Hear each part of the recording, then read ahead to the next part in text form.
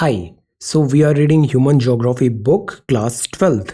Previous videos में हमने पढ़ लिया है human geography nature and scope, world की population, distribution, density and growth, population का composition, human development, primary activities, secondary activities, tertiary and quaternary activities. अब जो वीडियो है, इन दिस वीडियो हम बात करेंगे ट्रांसपोर्ट एंड कम्युनिकेशन में। ये दोनों बहुत इंपॉर्टेंट टॉपिक्स हैं बिकॉज ट्रांसपोर्ट एंड कम्युनिकेशन इनको लाइफलाइन माना जाता है सिविलाइजेशन की ग्रोथ का। That is why her government transportation पे बहुत ज़्यादा एम्फेसिस करती है।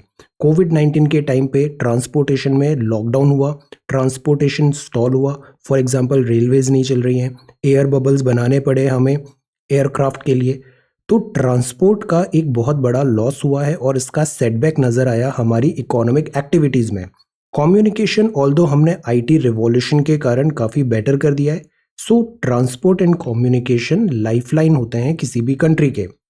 Natural resources, economic activities and markets are rarely found in one place. एक जगह पे ये सारी चीज़ें मिलना मुश्किल है। So transport, communication and trade, transport, communication, trade establish करता है लिंक बिटवीन प्रोड्यूसिंग सेंटर्स और कंज्यूमिंग सेंटर्स के बीच में। एक प्रोडक्शन हो रहा है, एक जगह कंजम्पशन हो रहा है, इसको कनेक्ट करेगा ट्रांसपोर्टेशन। प्रोड्यूस्ड सामान यहाँ से यहाँ जाएगा, यहाँ कम्युनिकेशन होगा। कम्युनिकेशन मतलब this send and receive of message, और ट्रेड यहाँ पे एस्टैब्लिश होगा। The system of mass production and exchange, ये काफ़ी कॉम्प्लेक्स प्रोसेस है। Each reason produces the items for which it is best suited. तो हर जगह तो एक चीज़ मिलना मुश्किल है, तो जो रीजन का जो स्पेशलिटी है वहाँ पे वो प्रोडक्शन होता है। ट्रेड और the exchange of such commodity rely करती है ट्रांसपोर्टेशन में एंड कम्युनिकेशन में। तभी आप देखना जितने भी हाईवेज होते हैं, रेलवे नेटवर्क होते हैं, वहाँ पे इंडस्ट्रीज ज़्यादा सेटअप होती है। Likewise the high living standard and quality of life depend करती है एफिशिएंट ट्रांसपोर्टेशन में। हम शहर क्यों पसंद करते हैं? बिकॉज वहाँ पे ट्रांसपोर्टेशन ईजी होता है। कम्युनिकेशन, ट्रेड, अर्लियर डेज में the means of transport and communication were the same. पहले जो ट्रांसपोर्ट करता था वही कम्युनिकेट करता था, बट अब आईटी आ गया है, टेक्नोलॉजी हो गया है, कम्युनिकेशन अलग हो गया है, transportation is different. Today both have acquired distinct and specialized form. Transport provides the network of link and carriers through which trade takes place. So ये जो दोनों चीज़ें हैं, ट्रांसपोर्ट एंड कम्युनिकेशन, ये व्यापार करने के लिए एसेंशियल है। Let us talk about them one by one. Transport, transport एक सर्विस होती है, फैसिलिटी होती है for the carriage of person and goods from one place to the other using human, animal और डिफरेंट काइंड ऑफ व्हीकल्स।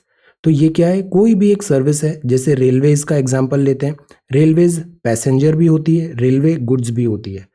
तो transportation एक facility है जो एक जगह से दूसरे जगह सामान को, इंसानों को पहुंचाने के लिए यूज कर रहे हैं। माध्यम humans, animals, different kind of vehicles भी हो सकते हैं। Such movement take place over land, water, sea. Land में हो सकता है, हवा में हो सकता है, पानी में हो सकता है।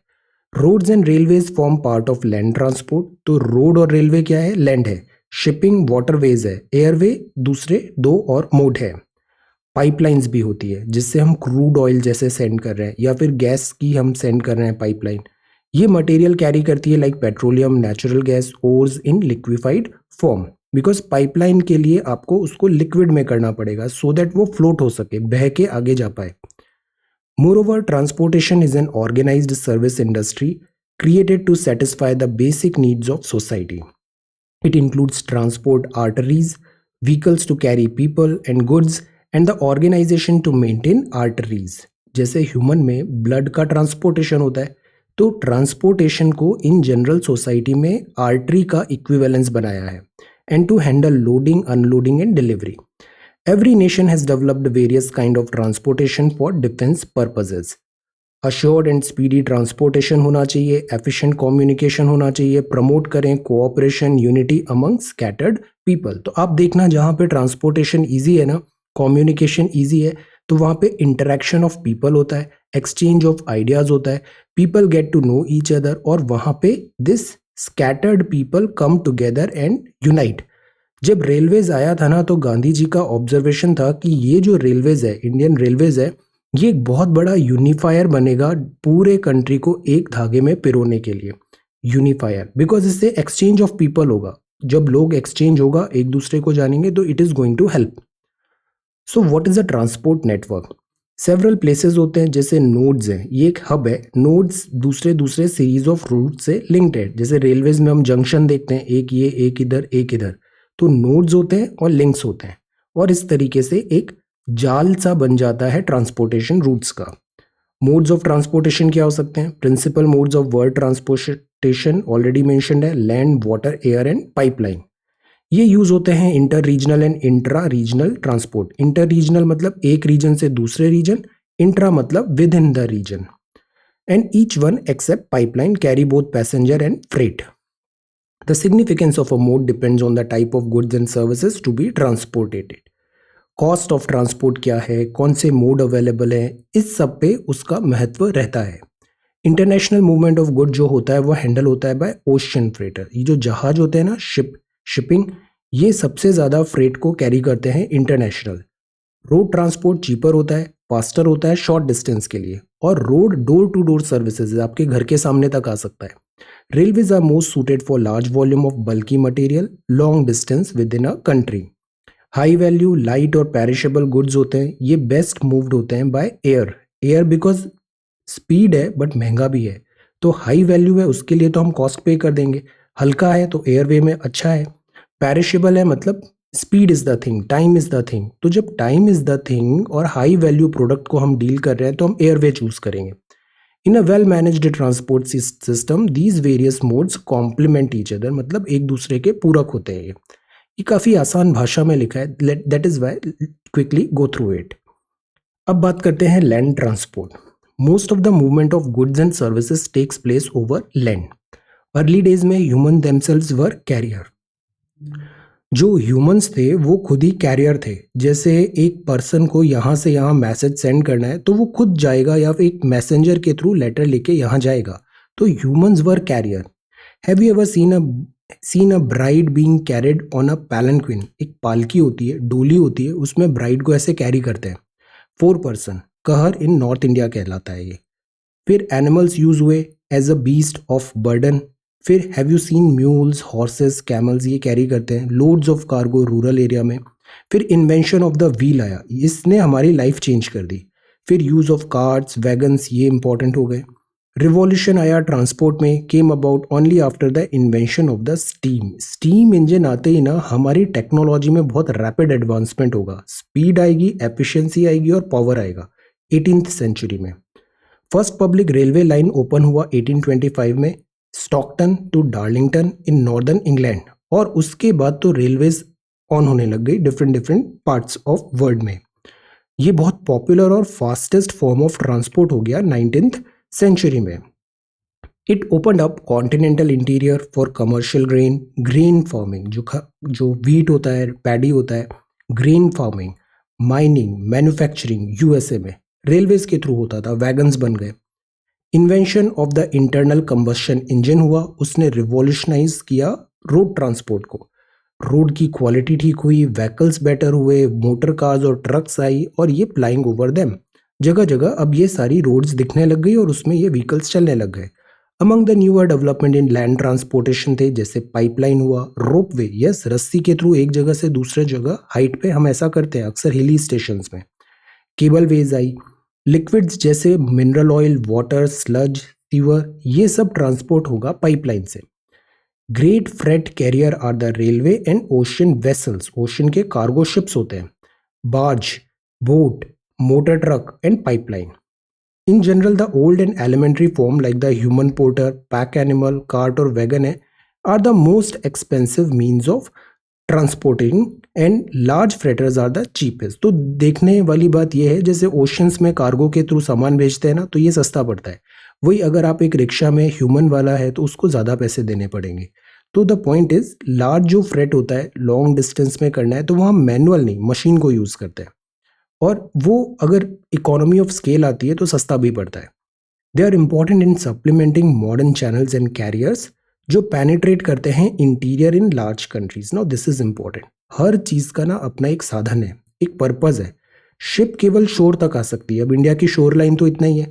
अब शोर लाइन से आपको हिंटरलैंड में आना है तो ट्रांसपोर्टेशन बढ़ाना पड़ेगा, आपको या तो रेलवे नेटवर्क कनेक्ट करना पड़ेगा। एक हमारा सागरमाला प्रोजेक्ट भी ऑन गोइंग है, तो यू हैव टू कनेक्टिविटी देनी पड़ेगी।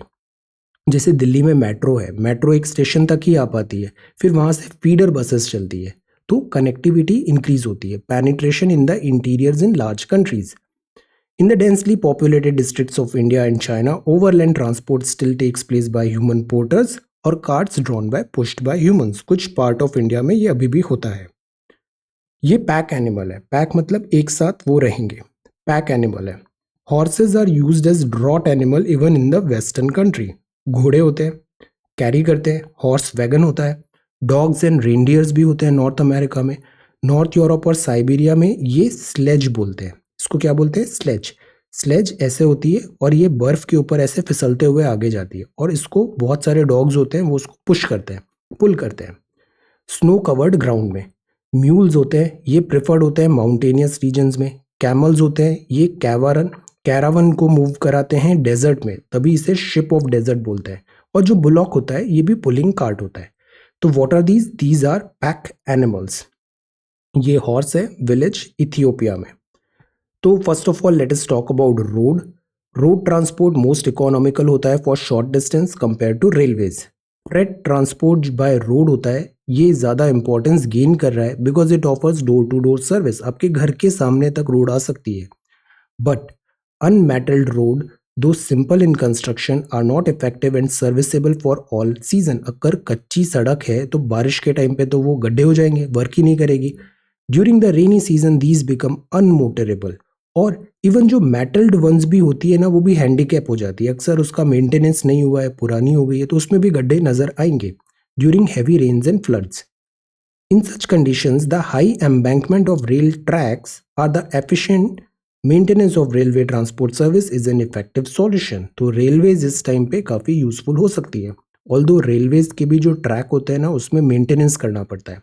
But the rail kilometrage being small can not serve the need of vast developing country at a low cost. Railways का भी लिमिटेशन है। द पॉइंट इज हमें ना हर एक की ज़रूरत है। ऐसा नहीं कि रेल है तो रेल ही है, रोड है तो रोड है, शिप है तो शिप है। नो, हर किसी की यहाँ पे ज़रूरत है, यूटिलिटी है। Roads therefore play a vital role in nations trade and commerce and for promoting tourism. Gandhi ji.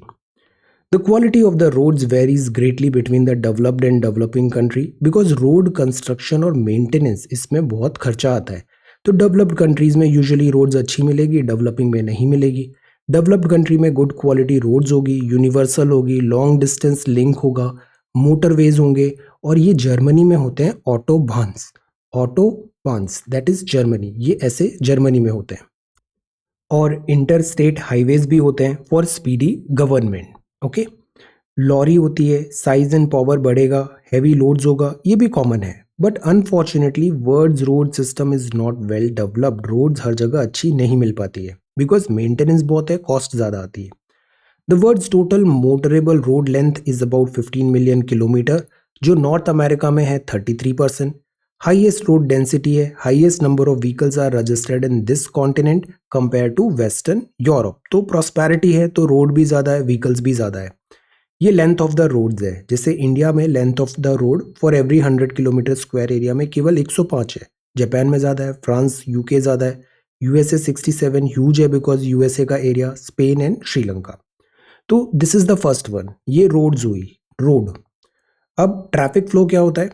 Traffic on road has increased dramatically in recent years when the road network cannot cope with the demands of traffic। congestion अगर गुड़गांव में आप चले जाओ, इतना congestion होता है because roads limited है और व्हीकल्स बहुत सारे हैं, तो ट्रैफिक जैम हो जाएगा।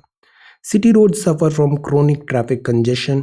पीक हाई पॉइंट्स ट्रो होते हैं ट्रैफिक फ्लो के, can be seen on roads at a particular time of the day. For example, जैसे दिन के 1-2 बज रहे हैं, 12 बज रहे हैं, ट्रैफिक कम है। शाम को 5 बजे ट्रैफिक बहुत ज़्यादा हो जाएगा। ऑफिस आवर 10-11 बजे ट्रैफिक ज़्यादा होगा। पीक अकर होते हैं during rush hour, before and after work. Most of the cities जो वर्ल्ड में है have been facing the problem of congestion. Now think on these lines for a better tomorrow, urban transport solution. की अब ये ना एक बड़ा case study का क्वेश्चन है।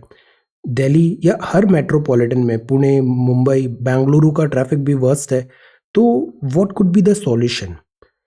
पार्किंग फी बढ़ा दें, मास रैपिड ट्रांजिट हो जैसे मेट्रोज या फिर government buses, something like that, public bus services बढ़ाए, एक्सप्रेस वे बढ़ाए। Think on this line, what could be the solution? Because capacity limited है, व्हीकल्स बहुत ज़्यादा हो रहे हैं और रोड कंजेशन हो रहा है। रोड कंजेशन को बेटर करने के लिए what could be the solution? अब ये हाईवेज हैं, ये हाई स्पीड के लिए होते हैं। हाईवेज लॉन्ग डिस्टेंस ऐसे कवर हो रहा है। ये मेटल रोड्स है कनेक्टिंग डिस्टेंट प्लेसेस। ये कंस्ट्रक्टेड है in a manner for unobstructed vehicular movement. जैसे ये हाईवेज होते हैं ना, बड़े स्पीड से आप चले जा रहे हैं बिकॉज लॉन्ग डिस्टेंस पे है, आपको ट्रैवल करना है और अनऑब्स्ट्रक्टेड व्हीकुलर मूवमेंट यहाँ पे देना है। These are 80 metre wide. इसका क्राइटेरिया चेंज होता रहता है। विद सेपरेट ट्रैफिक लेन्स होती हैं, ये लेन्स होती है, जैसे ये एक लेन है, दिस इज वन लेन, ये दूसरी lane, this is like this. Flyovers होते हैं, यहाँ पे डुअल कैरेज वे होता है अनइंटरप्टेड ट्रैफिक फ्लो बनाने के लिए। डेवलप्ड कंट्री में every city and port now is linked through highways, which is a good thing. जैसे ये एक नेशनल हाईवे है इंडिया में, एक बॉडी है जिसका नाम है national highway authority of India, वो इस सब चीज़ों को देखती है। नॉर्थ अमेरिका में हाईवे डेंसिटी हाई है, 0.65 किलोमीटर पर स्क्वायर किलोमीटर। हर प्लेस में 20 किलोमीटर डिस्टेंस है from a highway, which is a good thing. Cities located है पैसिफिक कोस्ट में, वेल कनेक्टेड है with those of Atlantic coast east में। America basically ये दो है, ये अमेरिका है, ओके। ये हो गई आपकी अटलांटिक कोस्ट, ये हो गई आपकी Pacific coast. Pacific coast, Atlantic coast, पहले यूरोपियंस यहाँ पे सेटल हुए, फिर वो इधर बढ़े और इधर समुद्र के पास यहाँ सेटलमेंट हो गए। और ये जो लेक एरिया है यहाँ पे भी काफ़ी सेटलमेंट है। तो देर आर रोड्स जो कनेक्ट कर रही है अटलांटिक और पैसिफिक कोस्ट को भी। Likewise cities of Canada north में लिंक्ड है दोज ऑफ मैक्सिको। अब अमेरिका में यहाँ पे कनाडा है और यहाँ पे मैक्सिको है, तो ऐसे भी रोड है इनके पास। The trans Canadian highway link Vancouver in British Columbia west coast से Saint John city Newfoundland east coast. मतलब कनाडा में भी यहाँ वैंकूवर से यहाँ सेंट जॉन तक रोड है। And the Alaskan highway link करता है एडमॉन्टन कनाडा से दिस एंकोरेज अलास्का को। तो देर आर रोड्स एवरीवेयर। फिर पैन अमेरिकन हाईवे है, ये लार्ज पोर्शन है which has been constructed, will connect the countries of South America, central America, USA, Canada. तो जैसे ये नॉर्थ अमेरिका साउथ अमेरिका है ना, ये पूरे को ऐसे कनेक्ट कर रहा है Pan American highway. Trans continental Stuart highway connect करता है डार्विन और मेलबर्न, ये कहाँ पे, ऑस्ट्रेलिया में। और this Tennant Creek Alice Spring in Australia. तो what's its name? Its name is trans continental Stuart highway और ये Pan American highway. So these are highways connecting long distance. Europe has a large number of vehicles and a well-developed highway network. But जो highway होता है इसमें competition आता है railways and waterways से, because ये भी एक एक्सेलेंट सर्विस प्रोवाइड कर रहे हैं, तो it is good, competition is good. Russia में डेंस हाईवे नेटवर्क डेवलप्ड हुआ है, industrialised region west of Ural mountain में। यूराल माउंटेन के इधर यूरोप है, फिर ये एशिया है। Moscow as the hub important है। मॉस्को व्लादिवोस्टॉक हाईवे ये सर्व करता है region to the east. East में अगर यहाँ पे हम आते हैं इस रशिया में, तो ये आ जाता है आपका पैसिफिक ईस्ट में। Due to the vast geographical area highway in Russia are not as important as railways. तो रशिया बिकॉज बहुत लॉन्ग डिस्टेंस हो रही है, तो ये रेलवेज को ज़्यादा प्रेफर करता है in comparison to highway. China में हाईवे क्रिस क्रॉस करता है country connecting all major cities, जैसे सुंगसो ये वियतनाम बाउंड्री के पास में है, शंघई सेंट्रल चाइना में है, गुआंगझाऊ साउथ में है, बीजिंग नॉर्थ में है, इन सबको कनेक्ट किया है। नया हाईवे बन रहा है चेंगडू और लासा इन तिब्बत में भी।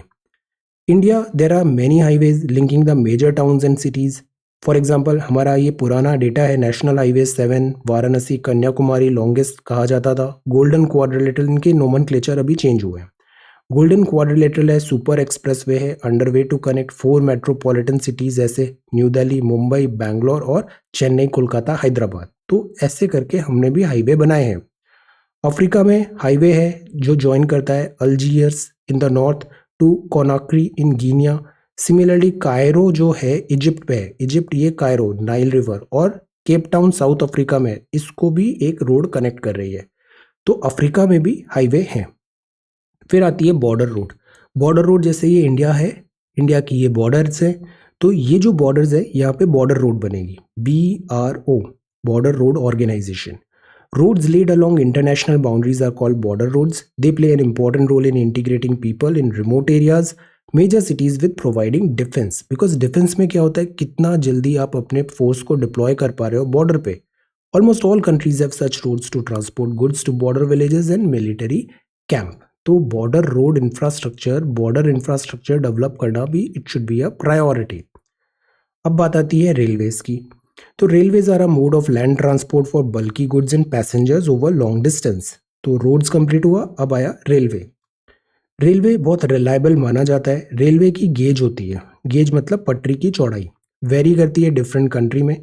रफली इसको क्लासिफाई किया है ब्रॉड गेज. ब्रॉड गेज मतलब पटरी के बीच के डिस्टेंस से 1.5 मीटर है, स्टैंडर्ड 1.4 मीटर में 1 स्मॉलर गेजेस. इस टाइप से डिफरेंट स्टैंडर्डाइजेशन है गेज का, दो ट्रैक के बीच का distance. Standard gauge is used in UK. Commuter trains are very popular. Commuter मतलब जो लोगों को इधर से उधर लेके जा रही है, कॉम्यूट करा रही है. यूके, यूएसए, जापान और इंडिया में ये कैरी करती है millions of passengers daily to and fro in the city. इधर जाना वापस आना, यूजुअली एम्प्लॉयमेंट के लिए. There are about 13 lakh kilometre of railway open for traffic in the world. तो सी, ये रेलवे का भी डेटा है, कुछ यूएसए, रशिया, इंडिया, इन सब का डेटा है. Now Europe has one of the most dense rail network in the world. There are about इतने kilometre of railway, most of which is double और मल्टीपल ट्रैक्ड. यूरोप की railways बहुत extensive है. Belgium has the highest density. 1 kilometre of railway है every 6.5 square kilometre area में. बहुत ज़्यादा railway का डेंसिटी है. इंडस्ट्रियल रीजन्स एग्जिबिट करते हैं some of the highest density in the world, because industrial region में आपको ट्रांसपोर्टेशन करना पड़ेगा गुड्स का. इंपॉर्टेंट रेल हेड्स हैं London, Paris, Brussels, Milan, Berlin, Warsaw. ये यहाँ पे इंपॉर्टेंट स्टेशंस हैं. पैसेंजर ट्रांसपोर्टेशन बहुत इंपॉर्टेंट होता है. Then freight in many of these country. Usually आप देखना गुड्स ट्रेन होती है, ये थोड़ा साइड लाइन भी हो जाती है. पैसेंजर ट्रेन को प्रायोरिटी होती है बिकॉज इसमें इंसान है. अंडरग्राउंड रेलवेज इंपॉर्टेंट है लंदन और पेरिस में भी. अंडरग्राउंड टनल में, जमीन के नीचे. चैनल टनल ऑपरेट हुआ यूरो टनल ग्रुप में इंग्लैंड में, जो कनेक्ट करता है लंदन और पेरिस. बीच में पानी है, लंदन और पेरिस को ये कनेक्ट कर रहा है. लंदन मतलब यूके, पेरिस मतलब France. Transcontinental railway line have now lost their importance to quicker and more flexible transport system of airways and roadways. तो रेलवेज भी अब एक टाइम के बाद, एयरवेज जो होता है ना वो ज़्यादा क्विक होता है और एफिशिएंट भी हो गया है, तो रेलवेज का भी यूटिलिटी थोड़ा कम हो जाता है. रशिया में railways account for about 90% of the countries total transport. Very dense network west of Ural है. ये यूराल माउंटेन है, वेस्ट इधर है, यहाँ पे डेंसिटी रेलवेज की ज़्यादा है. Moscow most important rail head है, मेजर लाइंस है, और ये रेडिएट हो रही है different parts of the country में, जो वास्ट जोग्राफिकल एरिया है. अंडरग्राउंड रेलवेज, कम्यूटर ट्रेन्स भी हैं, ये भी इंपॉर्टेंट है मॉस्को में. तो रशिया की railways are very important and very dense है. नॉर्थ अमेरिका, अमेरिका, यूएस की बात करते हैं. One of the most extensive rail network है. तो जितने भी यूजुअली ये डेवलप्ड नेशंस हैं, यहाँ पे रेलवे नेटवर्क अच्छा है. 40% ऑफ वर्ल्ड्स टोटल है यहाँ पे.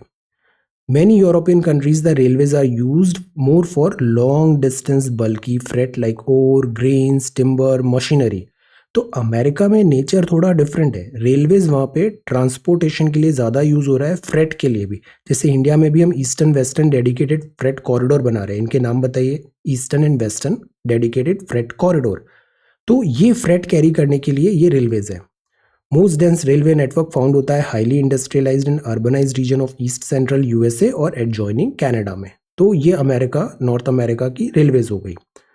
कनाडा में रेलवे पब्लिक सेक्टर है, डिस्ट्रीब्यूटेड है सब जगह. स्पार्सली पॉपुलेटेड एरिया में भी ट्रांसकॉन्टिनेंटल रेलवेज भी है. व्हीट और कोल ये कैरी करती है. ऑस्ट्रेलिया में भी 40,000 किलोमीटर रेलवे है. 25% जो फाउंड है वो न्यू साउथ वेल्स है. मेजॉरिटी जो ऑस्ट्रेलिया है ना वो इधर बसा हुआ है. जैसे ये ऑस्ट्रेलिया है, ये ऑस्ट्रेलिया है, तो यहाँ पर मेजॉरिटी ऑफ ऑस्ट्रेलिया है.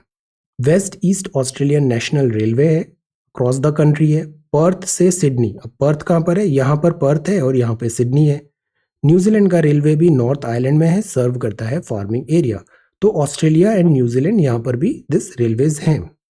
साउथ अमेरिका की बात करें, ये साउथ अमेरिका हो गया.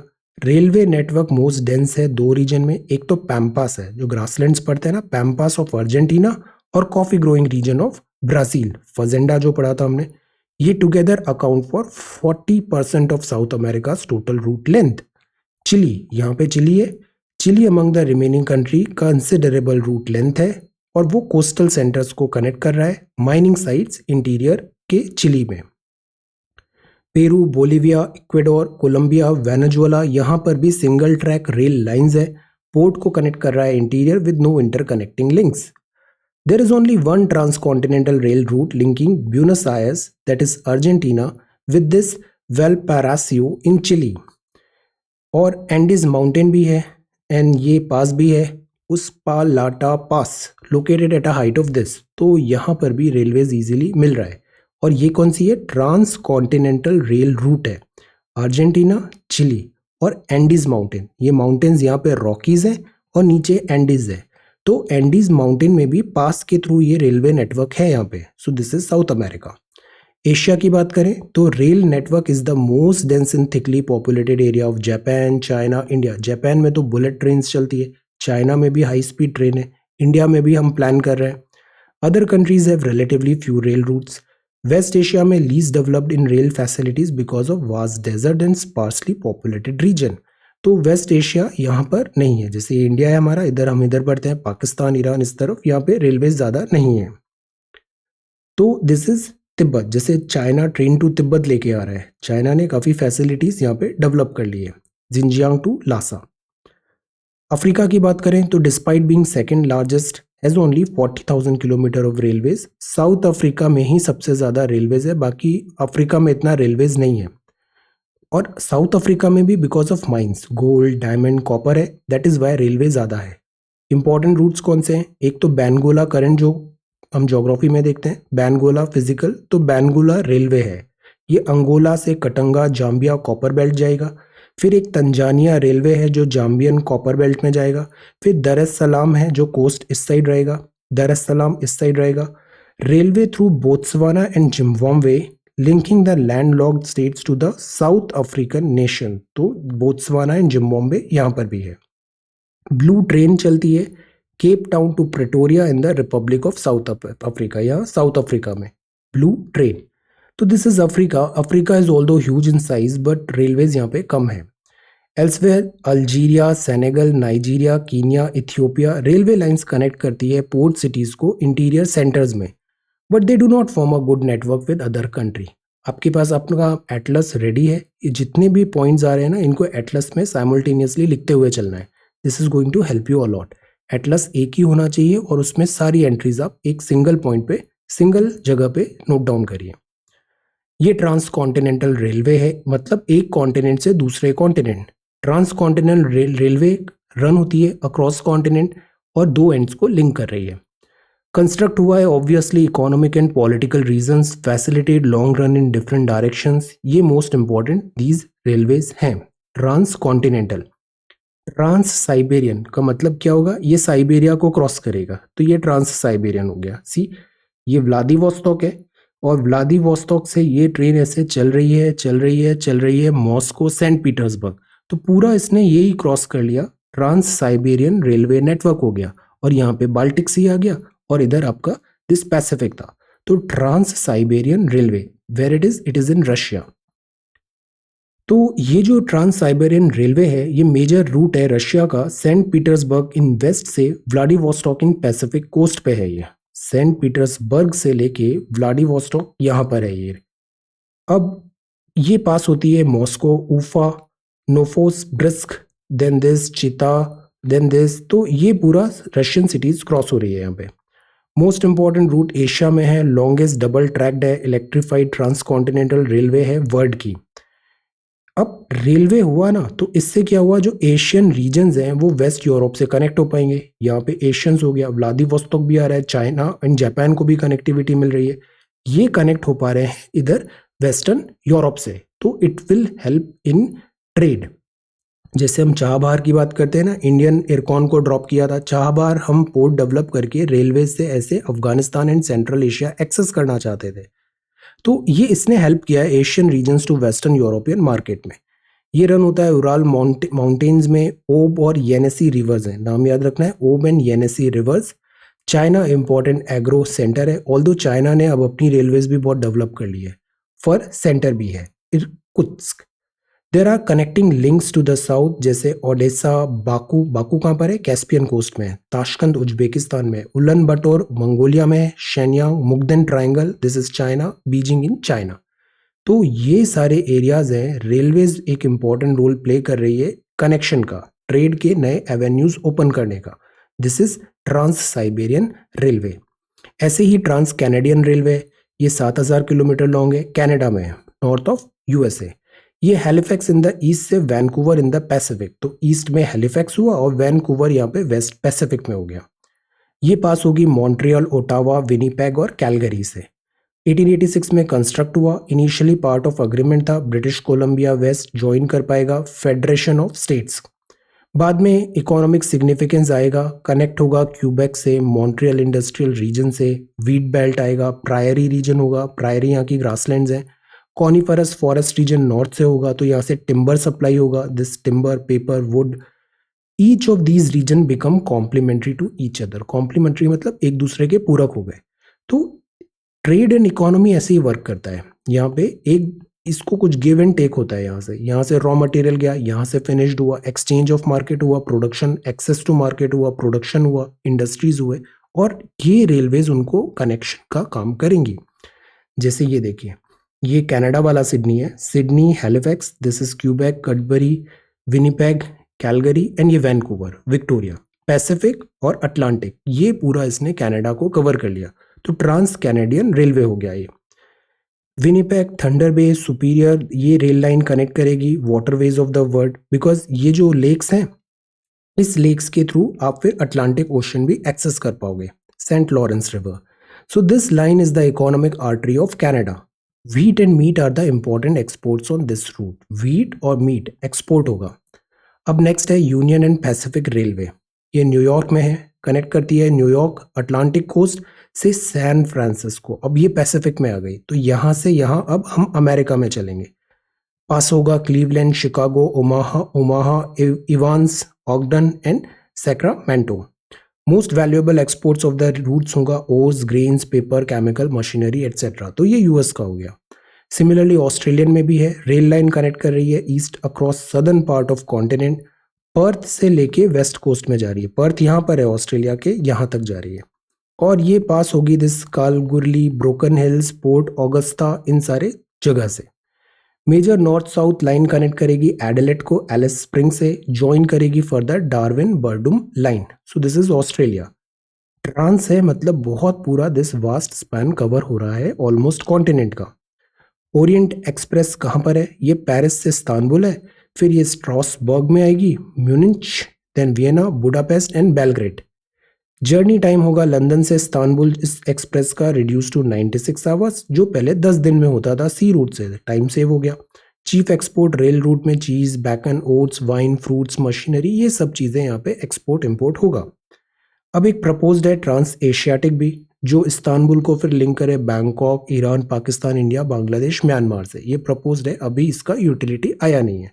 सो what are these are railways, Orient Express, Australian trans continental, Union and Pacific railways, then this is Canadian, trans Canadian, trans Siberian, trans continental railways. Okay, so these are railways. Border road के बाद ये topic पढ़ा हमने railways.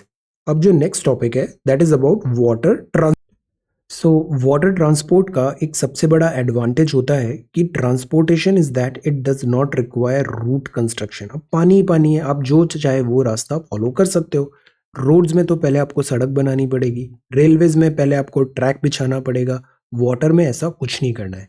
So oceans are linked with each other and are negotiable with ships of various size. अलग अलग ship का size आप डाल सकते हो। All that is needed is to provide port facility. जहां जमीन आएगी वहां पे पोर्ट बस डेवलप करना है at the two end, that's all. So it is very cheap, it is much cheaper because अब हमें फ्रिक्शन भी पता है, रोड पे तो फ्रिक्शन होगा बट पानी में फ्रिक्शन नहीं होगा, कम होगा। तो friction of water is far, और फ्रिक्शन मतलब वो ड्रेन करता है एनर्जी। तो फ्रिक्शन अगर कम है एफिशिएंसी बढ़ जाएगी, तो ये एक चीपर वे है। Energy cost of water transportation lower होती है। वाटर ट्रांसपोर्ट डिवाइड होता है ओशियन और इनलैंड वाटर वे में। जैसे ये एक सीन रिवर है, आईफल टावर पे है, इंपॉर्टेंट इनलैंड वाटर वे है। इनलैंड मतलब यूजुअली वो रिवर से होगा, लेक्स हो सकती है, इनलैंड है। और ओशियन वाला दिस ओपन ओशन है।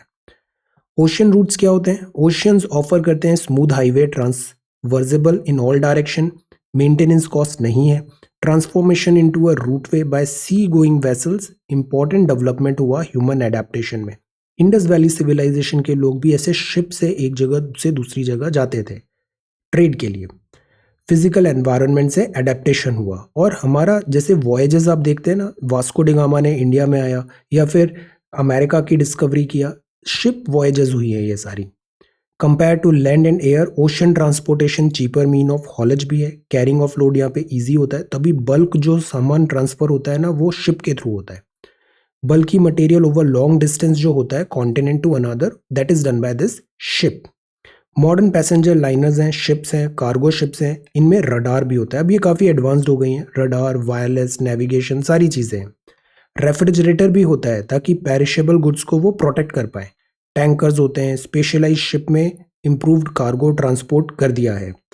कंटेनर में कार्गो हैंडलिंग जो होता है, ये world's major ports easily carry भी कर लेते हैं, ह्यूज साइज के ऐसे कंटेनर होते हैं। So these are ocean routes, sea lanes of communication. अब इंपॉर्टेंट ओशन रूट्स क्या हैं? ये कुछ इंपॉर्टेंट रूट्स है 8.9 में। Some important ocean routes have been discussed in the following pages. अब सी, जैसे ये एक बहुत इंपॉर्टेंट डिस्कवर हुआ, लंदन से आओ, केप टाउन से आओ, फिर ऐसे करके ये इंडिया आ जाएगा, वास्को डिगामा। स्वेज कैनाल आ गया, तो एक ये रेड सी से ये वाला हमें शॉर्टकट मिल गया। फिर ये Mumbai to Karachi, Mumbai to Aden, then Colombo से ऐसे कोलकाता आ रहा है।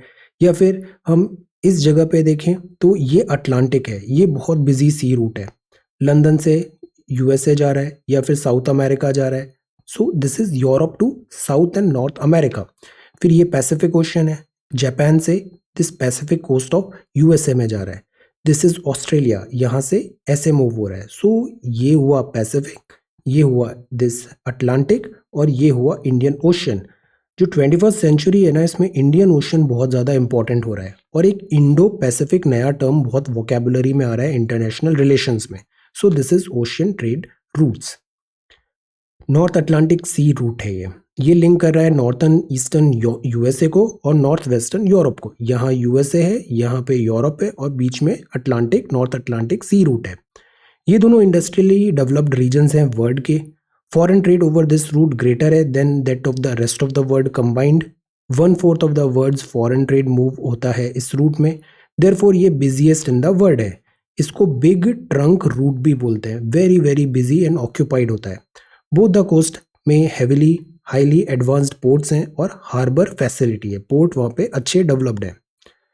अब some important ports coast of USA and western Europe में आप अपने एटलस में फाइंड करने की कोशिश करिए। This sea route passes through the heart of the old world, serves more country and people than any other route. So इसका historic significance भी है। पोर्ट सैड है, एडन, मुंबई, कोलंबो, सिंगापुर, ये कुछ इंपॉर्टेंट पोर्ट्स हैं इस रूट में। Okay, the construction of Suez canal जो हुआ, ये ग्रेटली रिड्यूस कर दिया distance and time as compare to the earlier route through the Cape of good hope. See, पहले क्या होता था, लंदन से ऐसे आना है, वास्को डिगामा का रूट, केप टाउन से आए और ऐसे करके यहाँ पे आए। फिर बाद में स्वेज कैनाल हो गया, तो स्वेज कैनाल मतलब अरेबियन सी से आप रेड सी में जाओ, स्वेज कैनाल से आप मेडिटेरेनियन में जाओगे, और फिर आपका यूरोप हो गया। So time and this distance कम हो गया, पहले ऐसे था अब ऐसे हो गया, तो इसने नए एवेन्यूज ओपन किए। अब ये बना मेडिटेरेनियन इंडियन ओशन रूट। ये जो ट्रेड रूट है ये कनेक्ट करेगा हाईली इंडस्ट्रियलाइज्ड वेस्टर्न यूरोप को, West Africa, South east Asia, commercial agriculture, livestock economy, Australia, New Zealand, ये सारी चीज़ें कनेक्टिविटी ओपन हो जाएगी। और ये सब होगा स्वेज कैनाल ओपन होने से। लिवरपूल, कोलंबो सब इजीली अब कनेक्ट हो जाएगा इस रूट से। Volume of trade and traffic जो होगा वो बूस्ट बोथ होगा ईस्ट वेस्ट अफ्रीका में, इंक्रीज होगा because of the development of natural resources. Because हमें पता है इंडस्ट्रियल रिवॉल्यूशन आया तो यूरोप में बहुत सारी इंडस्ट्रीज हुई। अब इन इंडस्ट्रीज को रॉ मटेरियल चाहिए, तो रॉ मटेरियल कहाँ से आएगा? कॉलोनीज से आएगा, African colony, Asian colony. Raw material से जो मैन्युफैक्चरिंग किया उसका सप्लाई कहाँ पे होगा? एशियन अफ्रीकन कॉलोनीज में होगा। तो ये चीज़ हुआ। Gold, diamond, copper, tin, groundnut, oil palm, coffee, fruits, इन सब चीज़ों का सप्लाई हुआ। तो ये हुआ Mediterranean Indian ocean route. This is cape of good hope sea route. Sea route is another important और वन जो अटलांटिक ओशन में है। ये कनेक्ट करता है वेस्टर्न यूरोपियन को वेस्ट अफ्रीकन कंट्रीज के साथ। Cape of good hope this Africa, और Brazil, Argentina, Uruguay South America भी है। तो ये traffic is far less on this route compare to that of the North Atlantic route. जो North Atlantic है ना, ये वाला, यहाँ बहुत ज़्यादा ट्रैफिक है, ये यहाँ पे इतना ट्रैफिक नहीं है। This is the busiest, north Atlantic is the busiest. तो ये cape of good hope sea route हुआ। Limited development population South America और अफ्रीका में भी है। South eastern Brazil and Plata estuary भी है यहाँ पे।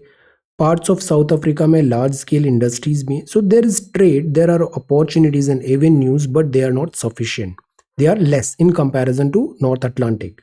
There is also little traffic on the route between Rio de Janeiro and Cape Town because South American and African have similar products and resources.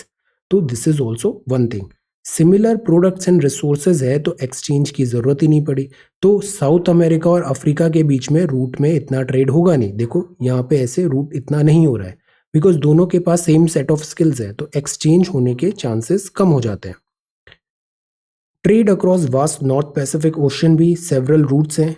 Honolulu एक centre है जहाँ पे convergence होके फिर ऐसे अमेरिका में डाइवर्ज होता है।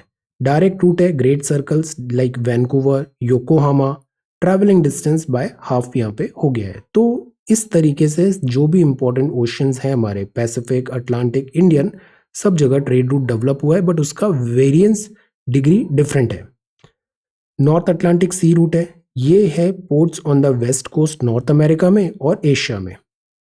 Those are Vancouver, Seattle, Portland, San Francisco, Los Angeles है अमेरिकन साइड में, and Yokohama, Kobe, Shanghai, Hong Kong, Manila and Singapore है एशियन साइड में। ये अटलांटिक नहीं पैसिफिक होना चाहिए। North Pacific sea route, okay, मतलब यहाँ पे अमेरिका और यहाँ पे एशिया के पोर्ट्स हैं, जैसे Yokohama, Kobe, Shanghai, Hong Kong, Manila, Singapore, और यहाँ पे हैं आपके ये वाले पोर्ट। कौन से वाले पोर्ट? दिस नॉर्थन अमेरिका वाले, और यहाँ पर है दिस यूरोप वाले, नॉर्थ अटलांटिक सी रूट। फिर similarly South Pacific sea route है, ये सी रूट कनेक्ट करता है वेस्टर्न यूरोप को नॉर्थ अमेरिका, ऑस्ट्रेलिया के साथ, न्यूजीलैंड, स्कैटर्ड पैसिफिक आइलैंड। तो जैसे नॉर्थ अटलांटिक साउथ अटलांटिक था, वैसे ही नॉर्थ पैसिफिक साउथ पैसिफिक हो गया। तो नॉर्थ पैसिफिक में तो ये नॉर्दर्न अमेरिका और जापान, चाइना ये हुए। साउथ पैसिफिक में साउथ अमेरिका और ये इधर दूसरे ऑस्ट्रेलिया, न्यूजीलैंड, ये सारे हो गए। ये हांगकांग, फिलीपींस, इंडोनेशिया के लिए भी आ सकता है। पैनामा कैनाल बहुत इंपॉर्टेंट है यहाँ पे। Western Europe, north America, Australia, New Zealand को कनेक्ट कर रहा है। पैनामा कैनाल है यहाँ पे। ये जो पैनामा कैनाल है, Panama canal North America, South America, Panama country, और ये पैनामा कैनाल। तो पैनामा कैनाल किसको कनेक्ट कर रही है? पैसिफिक एंड दिस अटलांटिक को। तो distance covered between Panama and Sydney कम हो गया। होनोलुलु यहाँ पे एक इंपॉर्टेंट सी रूट है। अब हम बात करते हैं कोस्टल शिपिंग की। तो ऑब्वियस है कि वाटर ट्रांसपोर्ट चीपर होता है। ओशियनिक जो रूट्स हैं ये कनेक्ट करते हैं डिफरेंट कंट्रीज को। कोस्टल शिपिंग एक कन्वीनियंट मोड ऑफ ट्रांसपोर्टेशन हो जाता है लॉन्ग कोस्ट लाइन के लिए। USA, China, India, Schengen states, Europe के, और मोस्ट सुटेबली प्लेस्ड हैं कोस्टल शिपिंग के। कोस्टल के थ्रू ना बहुत मेजॉरिटी जो ट्रांसपोर्टेशन है वो by this shipping by sea route है। जो कोस्ट है एक दूसरे को ट्रांसपोर्टेशन करेंगे। अगर प्रॉपरली डेवलप्ड है तो coastal shipping can reduce the congestion on the land route because ocean is open. Shipping canals भी होती है। कैनाल्स में स्वेज और पनामा इंपॉर्टेंट है। ये दो vital man made navigation canal है। Waterway which serve as gateways of commerce for both eastern and western world. कई बार क्या होता है, जैसे एक लैंड आया, लैंड यहाँ पर है, लैंड यहाँ पर है, वाटर यहाँ पर है, वाटर यहाँ पर है, और बीच में ये लैंड आ गया। अगर यहाँ पे हम ऐसे इसको कनेक्ट कर दें वाटर बॉडी को एक मैनमेड कैनाल से, तो शिप मूव हो पाएगी यहाँ से यहाँ तक और हमारे रास्ते खुल जाएंगे। और वही काम हुआ स्वेज कैनाल में। ये कंस्ट्रक्ट हुआ 69 में, 1869। Egypt, port sad in the north and port Suez in the south, और लिंक कर दिया मेडिटेरेनियन सी को रेड सी से। तो यूरोप कनेक्ट हो गया दिस एशिया से। इससे यूरोप को एक नया गेटवे मिल गया इंडियन ओशन में, और डायरेक्ट सी रूट का डिस्टेंस लिवरपूल से Colombo compare to Cape of good Hope route जो साउथ अफ्रीका से आ रहे थे वो कम हो गया। ये एक सी लेवल कैनाल है। लॉक्स हैं, विदाउट लॉक्स है। 160 किलोमीटर है, 11 से 15 मीटर डीप है। 100 शिप्स यहाँ पे ट्रैवल करती हैं डेली, और each ship takes 10 to 12 hours to cross this canal. Tolls are so heavy that some find it cheaper to go by the longer Cape route whenever the consequent delay is not important. So अगर time का जल्दी नहीं है तो लोग सोचते हैं पैसे बचाओ, लंबे रास्ते से ही चलते हैं. रेलवे फॉलो करती है canal to Suez and from Ismailia there is a branch line to Cairo, Egypt. Navigable fresh water canal है. Nile also join the Suez canal in Ismailia and supply fresh water to Port Said and Suez. तो इसका maintenance भी करना पड़ता है. तो यहाँ पे एक चार्जेस भी लगते हैं जो इसको यूज़ करने के लिए आपको पे करना है. वो चार्जेस ज़्यादा हैं तो लोग कई बार इसको बाईपास करके लंबे रास्ते से जाना भी प्रेफर करते हैं. तो सी, ये गल्फ ऑफ स्वेज है. गल्फ ऑफ स्वेज से ये स्वेज कैनाल आ रही है, ये पोर्ट साइड है और इसके बाद मेडिटेरेनियन स्टार्ट हो गया. ओके, और इसके पैरेलल में ऐसे यहाँ पे रेलवे नेटवर्क भी चल रहा है. Little bitter, great bitter lake है ये. तो स्वेज कैनाल है और ये कायरो इधर कैपिटल इजिप्ट है यहाँ पे. Okay, so this is Suez Canal, Mediterranean में ओपन हो गया ये. ऐसे ही पनामा कैनाल है. पनामा है अटलांटिक में. ये कनेक्ट कर रही है अटलांटिक को Pacific Ocean in the west में. जैसे ये पनामा कैनाल है, ये पनामा कैनाल है, ये अटलांटिक ओशन है और ये पनामा कैनाल इधर आके पैसिफिक में आ गया. सो ये दिस इज द कैनाल, ये दिस इज द कैनाल. सी, ये अटलांटिक ओशन, ये पैसिफिक ओशन, ये नॉर्थ अमेरिका, ये साउथ अमेरिका. यहाँ पे ऐसे उसको कनेक्ट कर दिया यहाँ पे. ओके, नॉर्थ मतलब इसके ऊपर मैक्सिको, सेंट्रल अमेरिका, फिर north America. The point is land is connected और ये अटलांटिक ओशन से ऐसे जा रही है. अब ये रिवर राइवल कैनाल्स भी बन रही हैं. एक निकारागुआ में भी बनाने की बात है, उसी के थोड़ा नीचे निकारागुआ कोस्टा रिका में. इससे और थोड़ा ज़्यादा टाइम सेव हो पाएगा. तो दिस इज ऑल्सो देयर. ये कंस्ट्रक्ट हुई है पनामा इस्थमस में between Panama City and Colon by the US. This narrow isthmus में यहाँ पे कनेक्ट हुआ है. गवर्नमेंट जिसने परचेज किया 8 किलोमीटर एरिया ईदर साइड में और नेम्ड इट कैनाल जोन. ये 72 किलोमीटर की लेंथ है, लॉन्ग है, वेरी डीप कटिंग है, length of 12 kilometre. For a length of 12 kilometre 6 lock system है पानी को लॉक करने के लिए. Ship cross the different levels 26 metre up and down through these locks before entering the Gulf of Panama. तो Suez में हमने लॉक सिस्टम नहीं लगाए थे बट यहाँ पे लॉक सिस्टम है. ये शॉर्टन करती है distance between New York to San Francisco by 13,000 kilometre by sea. वरना अदरवाइज यहाँ से यहाँ जाना है यूएसए में, न्यूयॉर्क से सैन फ्रांसिस्को, तो पूरा वर्ल्ड घूम के जाना पड़ेगा. यहाँ अब ऐसे कैनाल के थ्रू ऐसे जा सकते हैं. तो इससे डिस्टेंस शॉर्टन हुआ. वेस्टर्न और west coast of USA, north eastern central USA, east and south east Asia shorten हुआ overall length. Economic significance canal का रिलेटिवली लेस है than that of Suez. Suez तो दी सबसे इंपॉर्टेंट कैनाल है but ये भी इसका अपना खुद का सिग्निफिकेंस है, पनामा का भी. However it is vital to the economies of Latin America. अब बात करते हैं इनलैंड वाटरवे. तो ये कौन से वाटरवे थे? ओशियनिक. इनलैंड वाटरवे मतलब कंट्री कॉन्टिनेंट के अंदर अंदर चलेंगे. इसमें रिवर, कैनाल, लेक, कोस्टल, ये सारी चीज़ें हो सकती है. टाइम इमेमोरियल से हम इनको यूज़ कर रहे हैं. बोट और स्टीमर्स यूज़ होते हैं ट्रांसपोर्टेशन, कार्गो एंड पैसेंजर के लिए. डेवलपमेंट होता है इनलैंड वाटरवे का. डिपेंडेंट होता है नेविगेबिलिटी, मतलब उसमें साल में कितने टाइम तक पानी है, पानी का डेप्थ क्या है, वहाँ पे मोटर जो शिप है वो ट्रांसपोर्ट बोट चल पाएगी भी या नहीं चल पाएगी. विड्थ है, डेप्थ है. ऐसा तो नहीं कि उसमें ऐसे फॉल्स आ रहे हैं तो फिर वो नेविगेबल नहीं होगा. वाटर फ्लो बनना चाहिए. ट्रांसपोर्ट टेक्नोलॉजी इन यूज होना चाहिए. कंटिन्यूटी होना चाहिए. Rivers the only means of transport होता है डेंस फॉरेस्ट में. Heavy cargo, coal, cement, timber, metallic ores हम रिवर्स के थ्रू ट्रांसपोर्ट करते हैं. इनलैंड वाटरवेज में एंशियंट टाइम्स में रिवर्स जो थी ये मेन हाईवे था ट्रांसपोर्टेशन का in India. Lost importance because railways आ गई, रेलवेज ज़्यादा बेटर थी तो हमने रिवर ट्रांसपोर्टेशन कम कर दिया. बट अभी भी गंगा और जो नेशनल वाटरवेज जो हैं हमारे, इनमें अभी भी काफ़ी पोटेंशियल है. लैक ऑफ वाटर एक वन मेजर थिंग होता है. लैक ऑफ वाटर होगा तो शिप नहीं चल पाएगा, बोट नहीं चल पाएगा. So this is one thing. Poor maintenance, irrigation. Then ecological इसमें चैलेंजेस आते हैं. कई बार यहाँ पे ऑयल लीक हो गया या फिर क्रोकोडाइल्स या फिर डॉल्फिन्स ये डैमेज हो जाती हैं. जो सी लाइफ है वो, दिस वाटर लाइफ है, फ्रेश वाटर के जो ऑर्गेनिज्म है ये डैमेज हो जाते हैं. तो these are things. Ecological cost भी होती है इसकी. ये इनलैंड वाटरवे है, मेजर सोर्स ऑफ ट्रांसपोर्ट है जहां रिवर वाइड है, डीप है और सिल्ट नहीं है. सिल्ट मतलब दिस मिट्टी आती है, मिट्टी आने से रिवर उथली हो जाती है, डेप्थ कम होती है, शिप चल नहीं पाती. Free of silt. Significance of river inland waterway में डोमेस्टिक और इंटरनेशनल ट्रांसपोर्ट में है, ट्रेड रिकॉग्नाइज किया है throughout the developed world में, there is significance. Despite inherent limitation, many rivers have been modified to enhance their navigability. Dredging की जाती है, सिल्ट हटाया जाता है, मिट्टी स्टेबलाइज किया जाता है रिवर बैंक को, डैम बनाए जाते हैं, बैराज बनाए जाते हैं ताकि बना रहे पानी, उसमें बना रहे, रेगुलेट हो water. Following river waterways are some of the world's most important highways of commerce. तो वन बाय वन हम ये कुछ इंपॉर्टेंट रिवर वाटरवेज देखते हैं. ओके, सो ये पहला है, that is Rhine waterway. Rhine flow करती है जर्मनी में, जर्मनी की बहुत इंपॉर्टेंट रिवर है ये, नीदरलैंड्स में जाती है. नेविगेबल है 700 किलोमीटर फ्रॉम रॉटरडैम, जो इसके mouth in the Netherlands, to Basel in Switzerland. तो this is Rhine river, Germany में फ्लो हो रही है, 700 किलोमीटर नेविगेबल लेंथ है. Rotterdam mouth in the Netherlands से बेसल इन स्विट्जरलैंड, यहाँ माउथ मतलब जहाँ पे वो ओशन पे मिल रही है, तो रॉटरडम नीदरलैंड में से लेके this Basel in Switzerland. Ocean going vessels reach कर सकते हैं Cologne. Ruhr valley, Ruhr river join करती है Rhine from the east, Ruhr valley भी है यहाँ पे.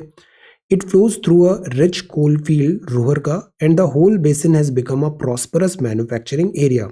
इंडिया का रूहर किसको बोला जाता है? डसलडॉफ यहाँ का राइन पोर्ट है इस रीजन में, ह्यूज टनेज मूव करता है, stretch south of the Ruhr में भी. ये वाटरवे वर्ल्ड का मोस्ट हैविली यूज्ड है. More than 20,000 ocean going ships हैं यहाँ पे, और दिस इनलैंड वेसल्स एक्सचेंज करते हैं अपने कार्गो. ये industrial area Switzerland, Germany, France, Belgium, Netherlands, इन सबको ज्वाइन करता है नॉर्थ अटलांटिक सी रूट से. See, this is Rhine water way.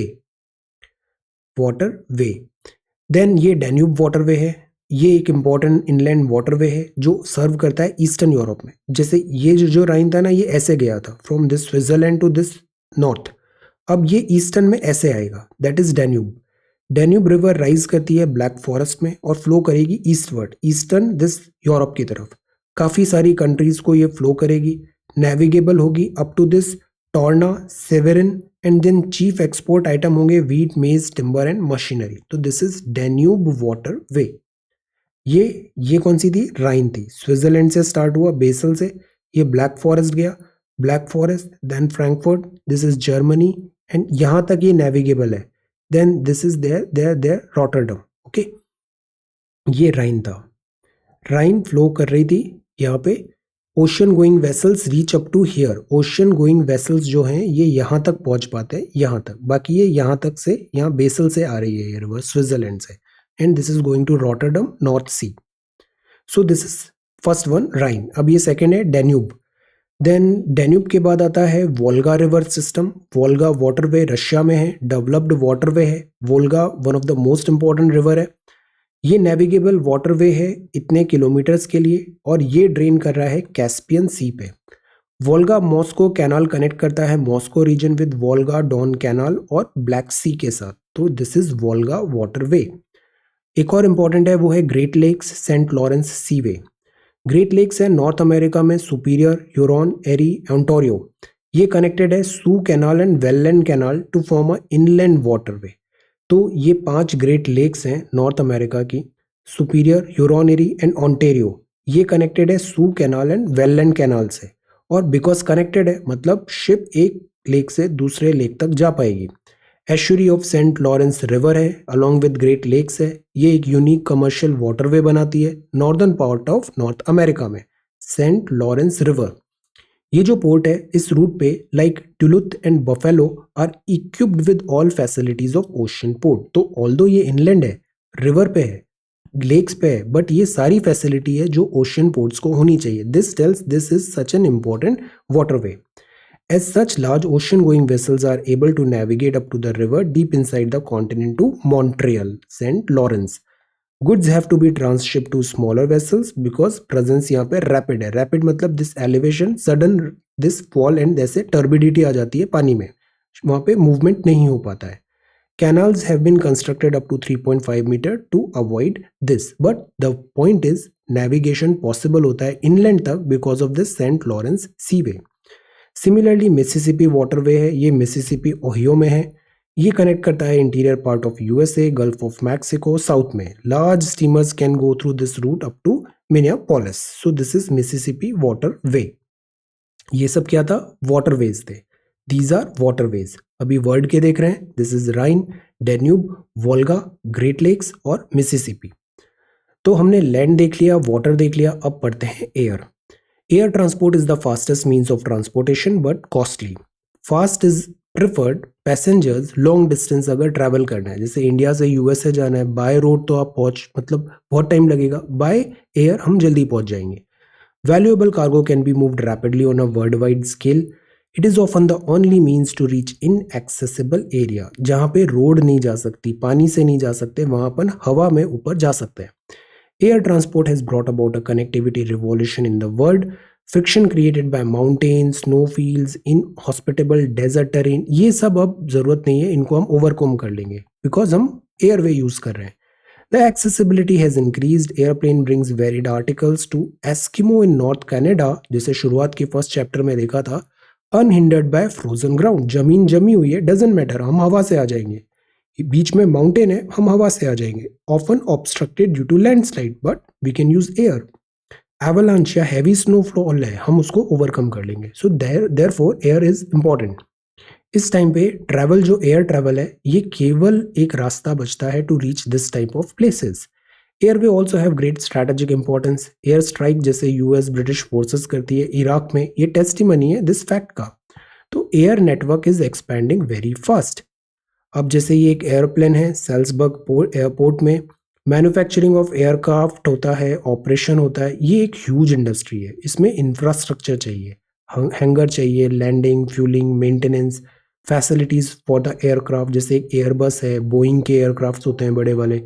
So construction of airport is also very expensive. हम जैसे उड़ान योजना के तहत हम जगह जगह छोटे एयर हम बनाने की कोशिश कर रहे हैं, एयरपोर्ट्स बनाने की कोशिश कर रहे हैं, और वो एयरपोर्ट बनाना चाहते हैं नो फ्रिल्स एयरपोर्ट, बेसिक चीज़ें वहाँ पे अवेलेबल हो, ऑर्डिनरी इंसान की रीच में आए एयर ट्रांसपोर्ट। तो कंस्ट्रक्शन एक्सपेंसिव होता है, ज़्यादा हाईली इंडस्ट्रियलाइज कंट्रीज में ज़्यादा एयर ट्रैफिक है, और जो लेस डेवलप्ड है वहाँ पे ट्रैफिक कम है। But no place in world is more than 35 hours away, this is a good thing. Plane से आप कहीं भी जा सकते हो। Startling fact has been made possible due to people who build and fly and airplanes. Travel by air can now be measured by hours and minutes instead of years and months. कितने घंटे की flight है, हम ये पूछते हैं। Frequent air services are available to many parts of the world. UK ने pioneer किया था use of commercial jet transport. USA develop करता है largely post war international civil aviation. 250 से ज़्यादा कमर्शियल एयरलाइंस हैं, रेगुलर सर्विसेज देती हैं different part of the world में। रीसेंट डेवलपमेंट ने चेंज कर दिया है future course of air transport. Supersonic aircraft आ गए हैं, स्पीड ऑफ साउंड से भी तेज। डिस्टेंस लंदन और न्यूयॉर्क की 3-3.5 घंटे में हो जाएगी। This is achievement. अब अभी तो ट्यूब्स भी आने लग गई है, okay. Then intercontinental air routes, तो हम जो है ट्रांसपोर्टेशन उसको एडवांस कर रहे हैं, टेक्नोलॉजी बैरियर्स हम एडवांस कर रहे हैं। Then intercontinental air routes, northern hemisphere में there is distinct east west belt of intercontinental air route है। रूट्स भी ना डिफाइन होते हैं, जैसे ये दिल्ली टू मुंबई वाला रूट है, ऐसे रूट्स डिफाइन है। ऐसे यूएसए में, यूरोप, साउथ ईस्ट एशिया में एयर रूट्स बहुत फिक्स्ड हैं। यूएसए में 60% ऑफ एयरवेज हैं वर्ल्ड की। New York, London, Paris, Amsterdam, Frankfurt, Rome, Moscow, Karachi, New Delhi, Mumbai, Bangkok, Singapore, Tokyo, San Francisco, Los Angeles, Chicago, सब जगह नोडल पॉइंट्स है, एयर रूट्स अवेलेबिलिटी है। Africa, Asia, part of Russia, South America में भी इतनी ज़्यादा नहीं है air services, but it is there. Limited air services हैं 10 to 35 डिग्री लैटिट्यूड में, सदर्न हेमिस्फेयर में, बिकॉज पॉपुलेशन कम है तो इकोनॉमी ऑफ स्केल नहीं आएगा और एयरपोर्ट फैसिलिटी डेवलप नहीं होगी। लैंड मास भी कम है और इकोनॉमिक डेवलपमेंट भी कम हुआ है, तो इस पोर्शन में एयर सर्विसेज कम है। यूएस एंड वेस्टर्न यूरोप में ज़्यादा है। अब ये आता है पाइपलाइन। अगर वो बह सकता है, लिक्विड है, तो उसको हम पाइप्स के थ्रू भी सेंड कर सकते हैं, और उसके लिए होती है पाइपलाइन। ये एक्सटेंसिवली यूज्ड है, ट्रांसपोर्ट लिक्विड और gases, water, petroleum, natural gas हो सकता है, अनइंटरप्टेड फ्लो। वाटर सप्लाई होता है पाइपलाइन में, फैमिलियर हम सब इसके होते हैं। कुकिंग गैस, एलपीजी सप्लाई होता है। Pipeline can also be use to transport LPG. Coal को लिक्विफाई करके आप ट्रांसपोर्ट कर दो। न्यूजीलैंड में तो मिल्क सप्लाई हो रहा है पाइपलाइन के through, farm to factory. So this is pipeline, जो बह सकता है उसको ऐसे पानी लिक्विड दिस फॉर्म में फ्लो करा दो। यूएसए में there is a dense network of oil pipeline from producing to the consuming area. तो सी, ये तो कुछ मेजर एयरपोर्ट्स हो गए, वर्ल्ड के मेजर एयरपोर्ट्स हैं, और ये पाइपलाइंस इस टाइप की पाइपलाइंस हैं। एक बिग इंच है, फेमस पाइपलाइन है जो कैरी करती है petroleum from oil wells of Gulf of Mexico से नॉर्थ ईस्टर्न स्टेट्स में। ये ऐसे पाइपलाइन बनी हुई है, सी दीज आर पाइपलाइन। ये ऐसे फ्यूल को, फ्लूइड को, एनीथिंग, गैस को कैरी कर रही है। 17% of all freight per ton kilometre carried होता है पाइपलाइन से। So these are also important. Europe, Russia, West Asia, India में भी पाइपलाइंस हैं, ऑयल वेल से रिफाइनरी तक, बिकॉज रिफाइनरी अक्सर मार्केट के पास होती है। ऑयल जो होता है ना, ये वेट लूजिंग भी होता है, तो ऑयल रिफाइनमेंट होता है। तो अगर जहाँ प्रोडक्शन हुआ और वहाँ से रिफाइनरी, यहाँ पर हम ऑयल पाइपलाइन के थ्रू ट्रांसपोर्टेशन करेंगे। पोर्ट, डोमेस्टिक मार्केट में भी, Turkmenistan, central Asia extended pipeline to Iran और चाइना तक भी एक्सटेंड किया है। So this is pipeline. Proposed pipeline है Iran, India, Pakistan international oil natural gas pipeline, longest in the world, possible है, प्रपोज्ड है। तो ये तो था ट्रांसपोर्टेशन मेजर पार्ट। अब बात करते हैं कम्युनिकेशन। अब ह्यूमन बींग्स ने डिफरेंट मेथड्स कम्युनिकेशन के हमने ढूंढे। पहले दिस पिजन के थ्रू होता था, रेवंस होते थे, देन फिर ह्यूमंस, फिर टेक्नोलॉजी, फिर ग्राफ्स आए, फिर हमारा टेलीग्राम आया, फिर टेलीफोन आया, फिर मोबाइल, फिर internet. There are so many things. Telephone important है, टेलीग्राफ इंपॉर्टेंट है। टेलीग्राफ इंस्ट्रूमेंटल था कोलोनाइजेशन अमेरिकन वेस्ट में। इंडिया में भी टेलीग्राफ ने काफ़ी इंपॉर्टेंट रोल प्ले किया ब्रिटिशर्स को। अर्ली और मिड 20th सेंचुरी में American telegraph and telecom company AT&T बना। ये अभी भी काफ़ी बड़ी कंपनी है AT&T। मोनोपोली थी यूएसए का टेलीफोन इंडस्ट्री में। Telephone become critical factor urbanisation of America में। फर्म्स ने सेंट्रलाइज किया अपना function, city headquarter, branch office. But ये जब चीज़ें हैं ना, बहुत तेज़ी से बदलेंगी अभी। टेलीफोन काफ़ी कॉमनली यूज्ड मोड हो जाएगा। डेवलपिंग कंट्रीज में सेलफोन आएंगे। अभी तो अब सेलफोन का भी इवोल्यूशन होगा, 2G, 3G, 4G और अब 5G आ रहा है। रूरल कनेक्टिविटी भी एक इंपॉर्टेंट पार्ट होगा। फिनोमिनल डेवलपमेंट होगा, मेजर ब्रेक थ्रू होगा ऑप्टिकल फाइबर केबल में। OFC में फिजिक्स का कौन सा प्रिंसिपल होता है बताइए, ये दिस कौन सा फिजिक्स का प्रिंसिपल है यहाँ पे, okay. Then phase with mounting competition, telephone companies आएंगी, वर्ल्ड में अपग्रेड करेंगी, कॉपर केबल आएगा, फिर ये ऑप्टिक फाइबर केबल आएगा। इधर ये कॉन्सेप्ट लगता है this. Large quantity of data आएगा, सिक्योरली एरर फ्री ट्रांसपोर्टेशन होगा, फिर डिजिटाइजेशन होगा। तो ट्रांसपोर्टेशन वर्क कर रहा है। फिर रिवॉल्यूशन होगा सैटेलाइट। सैटेलाइट में हम जियो स्टेशनरी सैटेलाइट्स लॉन्च करेंगे, अपलिंक डाउनलिंक, हम सीधा सैटेलाइट के through any part of the world में कम्युनिकेट कर सकते हैं। इंटरनेट लार्जेस्ट इलेक्ट्रॉनिक नेटवर्क बनेगा, कंट्रीज को ज्वाइन कर दिया। सैटेलाइट ह्यूमन लाइव्स को टच करेंगी। हम भी सैटेलाइट कम्युनिकेशन यूज कर रहे हैं in a way, cell phone, SMS, जो भी cable television, we are using satellite. तो कम्युनिकेशन सैटेलाइट आएगा, कम्युनिकेशन एरा आएगा 1970 US में, फिर USSR। ये दोनों स्पेस रेस करेंगे कि किसके पास बेटर सैटेलाइट्स है। स्पेस रिसर्च होगा, आर्टिफिशियल सैटेलाइट्स आएंगी, डिप्लॉय की जाएगी अर्थ के ऑर्बिट में। Remote corner of the globe limited on site verification. Satellite phone से, अभी हम जैसे आर्म्ड फोर्सेस को भी सैटेलाइट फोन देते हैं, they can talk from anywhere. So they have rendered the unit cost, time of communication invariant in terms of distance। तो satellite communication आते ही हमारे सारे जोग्राफिकल बैरियर्स टूट गए। कहीं से भी हम बात कर सकते हैं, किसी से भी। This means it cost the same to communicate over 500 kilometre या फिर 5000। अब इट डजेंट मैटर आप किसी को फोन कॉल कर रहे हो, वो आपका दो अगले रूम में बैठा है या फिर अगले शहर में बैठा है, इट डजेंट मैटर। इंडिया ने भी काफ़ी ग्रेट स्ट्राइड्स बनाए सैटेलाइट में। आर्यभट्ट लॉन्च हुआ 79 में, भास्कर 1 आया, रोशनी आया, फिर दिस 81 में एप्पल लॉन्च हुआ थ्रू एरियन रॉकेट, फिर भास्कर, चैलेंजर, इनसेट सैटेलाइट। ये लॉन्ग डिस्टेंस कम्युनिकेशन के लिए होगा, टेलीविज़न, रेडियो। और अभी तो हमारी बहुत सारी सैटेलाइट्स आ गई है, प्राइवेट सैटेलाइट्स भी आ रही है, PSLV के थ्रू अभी लॉन्च हुई हैं। सो दिस इज सैटेलाइट। फिर आता है इंटरनेट, इलेक्ट्रॉनिक कंप्यूटराइज्ड वर्ड होगा, फिर वर्ल्ड वाइड वेब आ जाएगा इंटरनेट का, इलेक्ट्रॉनिक डिजिटल कम्युनिकेशन होगा। मैं आपसे इतना दूर बैठा हूँ but I am preparing this video and delivering it to you क्योंकि हमारे पास इंटरनेट है, तो इससे काफ़ी ज़्यादा फायदा हुआ इंटरनेट से। Cyber space exist everywhere, office, boats, plane, हर जगह इंटरनेट अवेलेबल है। इलेक्ट्रॉनिक नेटवर्क अनप्रेसिडेंटेड है ह्यूमन हिस्ट्री में। इतने सारे इंटरनेट यूजर्स हैं, 2000 के बाद तो एकदम स्टॉर्म आ जाएगा। अब लास्ट 5 ईयर में शिफ्ट हुआ, ग्लोबल यूजर्स आए, डेवलपिंग कंट्रीज हुआ, इंटरनेट पेनिट्रेशन बढ़ रहा है। इंडिया में भी हम डिजिटल इंडिया मिशन चला रहे हैं। अभी वॉइस वाईफाई की बात है, पीसीओ की तरह पीडीओ आ रहे हैं। So these are the thing push कर रहे हैं। हम 5G नेटवर्क लाना चाहते हैं। Billion use the internet each year. Cyber space expand हो रहा है कंटेम्प्रेरी इकोनॉमिक सोशल स्पेस में। ईमेल, अब ये नई चीज आ गई, email, e commerce, e learning, specially after कोविड-19। डिजिटल लर्निंग, ई गवर्नेंस है, सरकार पुश कर रही है, स्मार्ट सिटीज हैं।